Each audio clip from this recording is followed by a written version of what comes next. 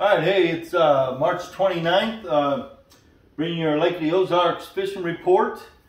I guess the big thing here is the current that's running through the lake the last, probably a week and a half, 2 weeks. The lake level is holding steady at 657.8 or so. You know, if you recall, I think from the last report we done, it's up about 2.5 foot. So they've really brought the lake up quite a bit, really quick. Quicker than I can ever really remember it coming up that fast. You know, Truman got really high really quick. So I'm sure they're trying to alleviate some of that water and get it back down to a manageable, level. So when we do get more spring rains, they have somewhere to go with it or be able to retain it, you know. But like I said, Truman's open and Bagnall's running anywhere from 48 to 50,000 cubic foot, just steady, just constant, flowing that amount. And they're letting about the equal amount in from Truman, so that lake is holding steady at 657.8 or so. So there's a lot of current going, but they're just kind of running it through. So that'll do a couple things. It'll bring a lot of current down, a lot of dirty water from these creeks and stuff. So you'll notice the lake is pretty much, I want to say, dingy, dirty to heavily stained, pretty much everywhere. The lower end, it'll always stay a little clear, not quite as dirty and muddy. The lower gravois, is going to be your clearest, just like always. But you will notice as they're pulling a lot of water, if it stays steady, you won't see a lot of change. But as soon as they drop it just a little bit, and the water's dropping a little bit, you'll notice the backs of the creeks will clear off really, really quick, because you got clean water in the backs coming in, but it's just kind of backing up. But as soon as they start drawing and dropping just a little bit, then the creeks will clear out quicker. I noticed, I guess it was yesterday coming down the lake, I noticed a couple of creeks as we passed them that you could look inside them and you could see just a little bit cleaner water inside the creek compared to main lake. We've been all over the last couple weeks fishing, and boy, the water's really dirty pretty much everywhere. Up the rivers, 6 inches visibility, 6 to 8 inches. You get down lower lake, you probably got 16 inches. The glaze is starting to clear off, not clear off, just stained, so you've got pretty good color water there. The Nanguas are trying, but the Osage is pretty dirty all the way up, probably all the way up to Truman. The water temperature, it's, we've had some good, warm, windy days. Like today, it's been windy all day. It's been really warm all day. So pretty much you're going to have maybe 48, but up to mid-50s already in a lot of places. So we're going to say on the average 51, 52 degrees, and I kind of like to gauge that by first thing in the morning when you when you drop your trolling motor or check the water temp. Whatever it is, like first thing in the morning, that's what I'm going to call the temperature overall. Throughout the day it'll warm back up sometimes, just a little bit, but for a true reading, I'll say first thing in the morning. So that's where we're at on water temperature. Man, the fish have really started to bite. They're biting everywhere. There's been several tournaments the last 2 weeks. Man, like 250 boats per day on the water fishing tournaments, whether it be, what we have, Bass World had a championship. There was, Alhana had a 2-day tournament. OMTT had their Lake of the Ozarks. The Missouri Solo Pro had one, Angler's Choice. And then Bass World again yesterday. Just a lot of boats, a lot of tournaments going on, and a lot of really good numbers, which is really encouraging. you know, that people are really getting out, enjoying it, enjoying the lake, enjoying fishing. I think Ozark Mountain said they set a record of 142 boats in their tournament, which was a super turnout. You know, Anglers in Action has their Ozark division this Saturday, and I expect to probably be more than 140. Probably, I'm saying 150, 160 boats. That's just my guess. But the way the lake's fishing, everyone's getting out and fishing, just a lot of good turnout on all these tournaments. You know, that's tournaments. Now, just if you're just coming out and fishing, you're going out just to fun fish, take kids out, whatever, the fishing's getting really good. And it's getting good, you know, once we reach this 50 degrees, you know, it's kind of a magic number, we always say, 50, 51, 2. You can pretty much catch them on any bait, fast-moving baits, slow-moving baits, you name it, you can catch them on it right now. You know, I talked with a lot of guys last week or two, tournament guys, which, you know, you can get a good feel of what baits are being used and are working real effective. And man, everything from like your Chatterbait, you know, that's been producing a lot. You know, just a white one with your little swimmer on the back of it. Throw it just like you would a spinnerbait. You know, maybe secondary points, main leg points, in between docks, and just vary it. You know, right now, one thing you want to do is really vary where you throw your baits, depending on what fish are up and feeding, whether it be a flat point, a steeper point, a bluff end, you know, ones with a little pea gravel on it, one with big boulders. Really play the wind this time of year. If you can find the wind blowing directly in on a point, that's where you're going to want to fish. You know, like I said, with that Chatterbait, you know, your rock crawler is producing a lot of fish. Just a brown and purple. Another one here that is really good color is like a red. Anything with a little bit of red on it right now seems to produce really good. Just red back, kind of a yellow orange bottom. Another one that I've heard a lot, I've been using, we've been throwing it, is just a straight bone color, old school bone with an orange belly. That'll produce. You know, the rock crawler, the wiggle wart, maybe switch it up colors, depending on where you're fishing. If it's real dirty, maybe something with a little brighter, a little chartreuse in it, or that red one, or even a white one. You know, as far as other baits, you know, obviously the spinnerbait, it's really come on really good. I got 2 of them tied on. I've got a 1/2 ounce. You can see what a chartreuse blade and a white blade, little white chartreuse, you know, for that dirtier water. And a 1/2 ounce, you know, that's going to be better like if you're going to go in the backs of creeks or shallow docks and run that spinnerbait. The 1/2 will stay up out of them rocks a little more, won't get hung up so much, and you can bring it through that shallower water. Where compared to if you're going to fish main lake points or secondary points, bigger rocks, deeper water, you know, you're going to a lot of wind, you're going to want to go with the 3/4 ounce. My favorite is just a gold Colorado with a nickel willow, chartreuse head, and then like a mouse color. You know, you see I got the trailer on there. But the 3/4 ounce spinnerbait will allow you in that heavy wind, which you're really looking for right now. You can throw that spinnerbait, you know, without getting, you know, overruns on your reel. It throws really easy. You can just reel kind of just a medium retrieve, and it's going to stay down where you want it to. Where if you're trying to throw a 1/2 ounce out there and you're trying to roll it, a lot of times a half ounce will come to the surface a little quicker than you want. You won't be able to slow roll it down through the fish.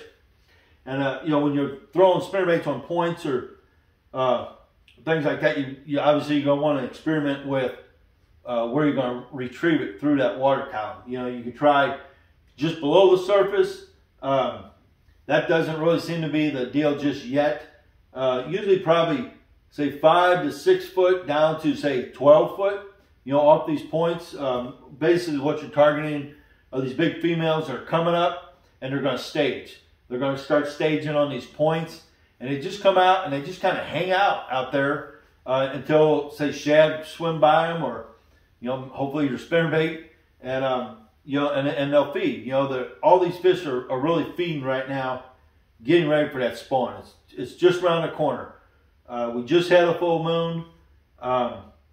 Water's just hitting 50 degrees. So I'm going to say by the end of April, obviously mid to late April, you're going to have some fish already spawning. I wouldn't doubt right now if you got some already up in there trying. There's just, every year you've always got a few that came up with the first moon, and they're up in there, and some of them will spawn way before you know, most people think.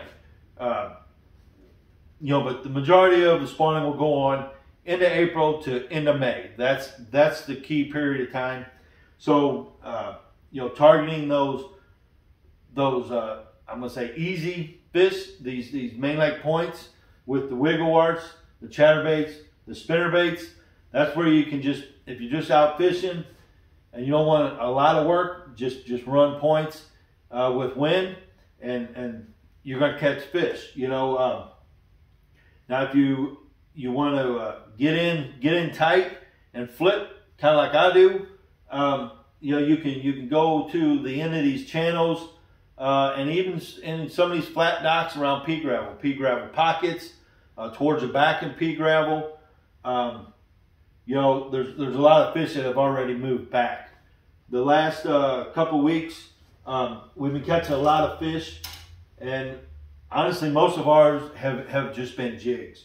You know, we're just flipping a 1/2 ounce zapper jig in either Ozark crawl, or another one is a brown purple scale. You know, and just rigging it up with either a green pumpkin candy or green pumpkin red ring crawl, and just working it down those rocky little channel banks, or even starting to go back and mess with some of them shallow docks, flipping underneath some of these shallow docks.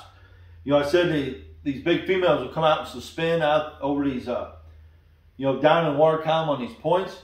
We kind of got the same deal going on with these creek fish. They'll just suspend maybe in 8 foot of water underneath some of the foam on these docks that are back in the backs, you know, and they'll just hang out there where you flip a jig in there and just let it sink, and they'll just suspend there and they'll grab that thing on the fall. So, you know, the jig like that 1/2 ounce with the ring crawl works great. And then another bait we'll really start throwing, and we'll rig it on our Gator lock jig head. That's the one especially made for plastics. We all know how, you know, soft these plastics are, and they tear up real easy. Well, this the Gator lock, that's a deal exclusive from Crappie Gator. I don't know if you can see it, but there's a little wire keeper on there. It's got a little J bend on the end of it. You push your plastic on there like you normally would. Push that little J bend past the shank of the hook. Hook it on there, and then that bites all that plastic there, and that holds that on there really good. And this is excellent bait for flipping and skipping underneath docks. You know, so right now this is, you know, in the next couple of weeks we'll catch a lot of fish off of that. So if you're wanting to go flip docks or flip in the backs, this little rig here, you just can't beat it for holding up for, you know, the plastics. It's got a great big meat hook on there, you know, for some of these big fish you're going to hook. Got a nice little weed guard. You know, it's just a bait for skipping right now. And you want to get underneath them dark docks. The fish, you know, they want to be up in that warm water in the shallows, but they don't want to be out in that sun. You're probably not going to catch too many fish just roaming out on sunny banks. We really, Denise and I, the last 2 weeks have fished several tournaments, and we really notice when the sun's shining, they're not on them open banks. They want to get in that shade somewhere. You know, now if you get a nice cloudy day, nasty day, they'll roam up and down these banks. So, you know, they're a lot easier to catch. But if it's bright and sunny, you're probably going to have to go in the shade somewhere to catch some fish. You know, those are the baits that are working right now. Another thing is a stick bait. Obviously, your stick bait's still catching them. It's going to catch them all the way through the spawn. The only thing with stick bait is now that water's warmer, you can really pick up the pace. You can really jerk it a lot more, get a lot more reaction. The fish are going to be a lot more aggressive. You're not going to have to let it just sit there and pause and wait for them to come up. The metabolism has really sped up, and they're feeding now. So you can throw a stick bait up on these weenie points and work it pretty quick, and you're going to catch a lot of fish. You know, we did catch a lot more smaller fish, you know, 14 inches, 15 and a half, because them are all the males, and they're moving up, but the females are right there with them. So if you want to go out and catch a lot of fish, now is a great time to just catch a lot of numbers, and you may catch, you know, one biggest fish of your life. You know, the last 2 weeks, at least this week, I know in the tournaments there was, I believe, 4 fish over 7 pounds, several over 6, and several over 5. So the big fish are up. They're going to weigh more right now than they'll weigh throughout the entire year. So the chance of breaking your personal best right now is the best time to do that. You know, another bait, we're throwing it a lot on trips for numbers, but it is catching a lot of keepers too, is this little Ned Rig. This little thing, it really impressed me the last couple of trips. You know, things were a little slow. We put this Ned Rig on. Like I said, I like to throw it on a 3/16 ounce shaky football head. You know, that's a Crappie Gator product. It's got a little coil keeper, and I think I talked about it, but I'll just take just a Cinco, a full-size Cinco, and cut it in half. And here's the other half of this one. That's 2 baits out of 1 Cinco. And you just screw that up to the head, and you rig it like you would a Texas rig. Bring your hook through and just pinch it in there like that, so it's nice and straight. And you can throw this anywhere. You can throw it on the rockier stuff, the more bluffy stuff, the pea gravel. Just drag this thing around anywhere. The best way to rig it that I found is 8-pound fluorocarbon. That's an 8-pound fluorocarbon leader. And I'll make my leader probably at least 12 to 15 foot long. And then if you can see on here, I've got this bright yellow braid. Okay, I'm throwing 15-pound, 15 or 20 braid, bright yellow, with this leader on it. You know, the leader, obviously, it's more of a finesse bait. You want that light line. You want to be able to feel. You don't want the fish to see the line, what have you. So that's why you want the leader.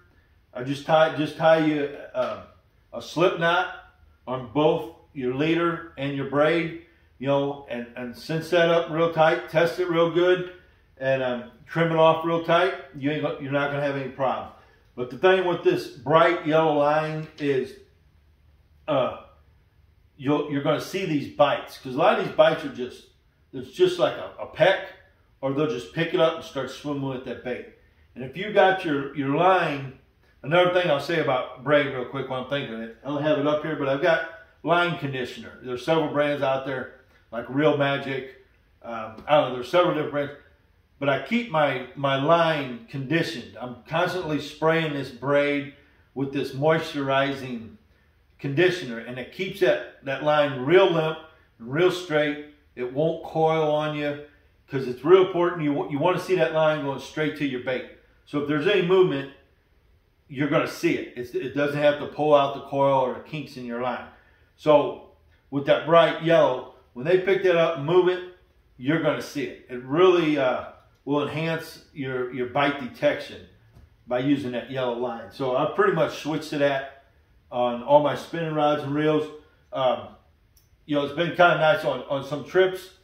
You know, I can literally stand behind the person and watch their line, and I can pick up the bite, you know, same time they pick it up, but I can literally watch it, and I'll see it standing behind them. So that's how visible it is, and how useful that line is. So I highly recommend it, whether you're, you know, new to fishing, new to bass fishing, or if you've been doing it forever, that bright yellow line is definitely key for picking up light bites. You know, but if you're coming down here and you just want to catch a bunch of fish, that bait right there, going to catch you a ton of fish. And they'll pick it up and they'll hang on to it forever. So it gives you a chance to pick up the bite, you know, and get the hook set. You know, man, you know, that's pretty much it. You know, there's been a lot going on at the lake. Oh, real quick, the crappie's coming on really good too. Same deal. I've got, you know, my crappie rod here rigged up with a high visibility yellow line. Same deal for bites. Like if I'm shooting docks, the dock shooting is going to come on really good here.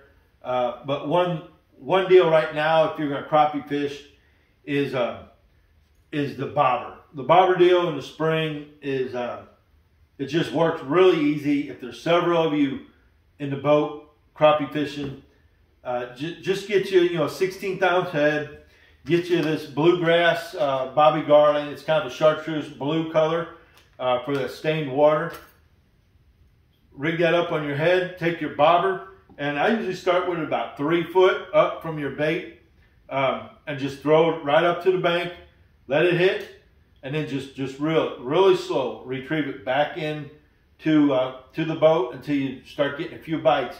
And that'll let you know where these fish are out off of the bank, if they're pretty close. If they're out, right now the crappie are just like the bass. A lot of them will come up and they'll just stage out there. So the bobber is probably the best way, at least I've found, to just go out and relax and crappie fish and just kind of let the waves, if it's a little breezy, it kind of helps. It kind of gets that bobber moving. It gets that little bait moving. And you just throw it up there and just reel it real slow and watch your bobber come back in. And you'll be amazed. You'll just catch a lot of fish. And if you catch one, just make a mark, a minimal note of where that's at. Get you a reference up on the bank, whether it be a tree or, a rock, whatever.